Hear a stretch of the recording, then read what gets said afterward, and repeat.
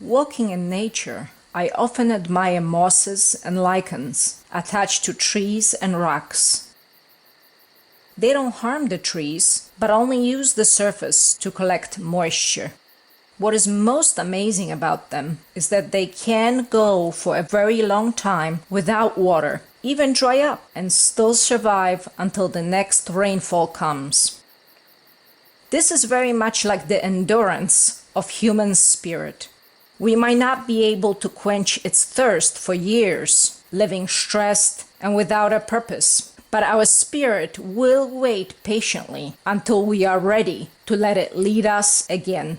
Unfortunately, in today's world, from the time in our mother's womb and through every day until death, we are systematically denatured into a weak, docile, and dependent shell of a human being, poisoned mentally and physically by what we see, hear, touch, inhale, and ingest, all while immersed in thick soup of digitally modulated fields of electromagnetic energy capable of augmenting the very delicate chemical balance within our bodies and minds.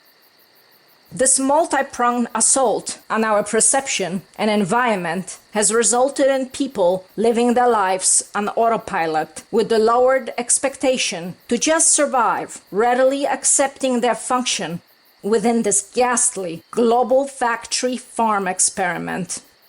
Here, like in other industrial livestock operations, mass depopulation would be counterproductive. What is desired through qualitative trait selection and layers of behavioral conditioning is a self-confined and self-guarded populace, whose any remaining strength is consumed by the burdens bestowed upon it. Do you think I'm wrong about this? Well, look around you with freshly opened eyes. See anything amiss?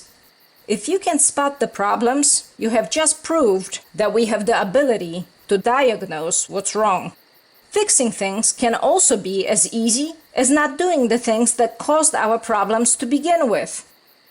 Why did we fail to do this and make things better? Is it because perchance we put someone else in charge? How did we not see this dominating influence permeating through our lives before? Manipulation of our world was gradual over many lifetimes. And now that most stones are in place, the monstrosity is glaringly obvious. So let's dig deeper into how human engineering takes place, why it persists and affects us so much. Most importantly, why it is an unnecessary component added to our society that is currently keeping the vast majority of people on Earth from being healthy, happy, and free.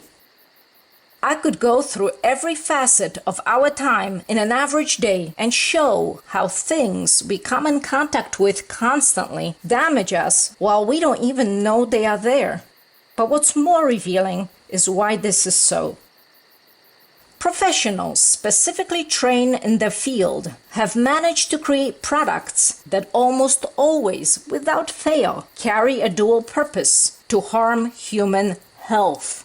These are masters of their craft. If an unseasoned amateur like me can see the faults in what specialists come up with, well then can only mean those faults are there by design. For every product to which adverse health effects are later linked, there may be 100 more to never be exposed and which will remain in our lives. Their ingredients are a trade secret. The methods of production cut corners. Product safety is not independently tested. Impact on the public is justified based on the size of population affected, and any known problems are plastered over with slick marketing. When all is said and done, our air, food, water, clothes, houses, medicine, transport, school and work environments are now inferior and toxic, thanks to the brilliant minds tasked with a singular goal to only improve the human existence without causing any harm. The same can be said not just about physical man-made products, but also of societal structures.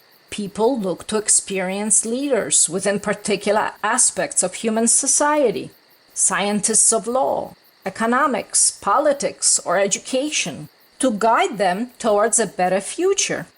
Well, these learned men and women have led us for a very long time now. We should, at the very least, have arrived at a beautiful world even our simple minds know is possible. Are we there yet? Or are we at the most perfect pinnacle of social utopia that could have only been designed by these most highly capable and accomplished scholars of our time? Putting the excuses beneath them, the simple truth is, we are where we are by design. To think differently would not only insult the expert intellectuals who got us here, but also push gullibility onto everyone else.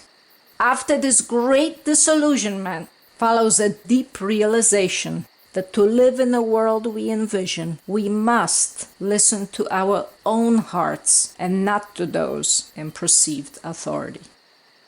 All positions of power are constantly sought after by the power-hungry, which by definition excludes those with their moral fiber still intact.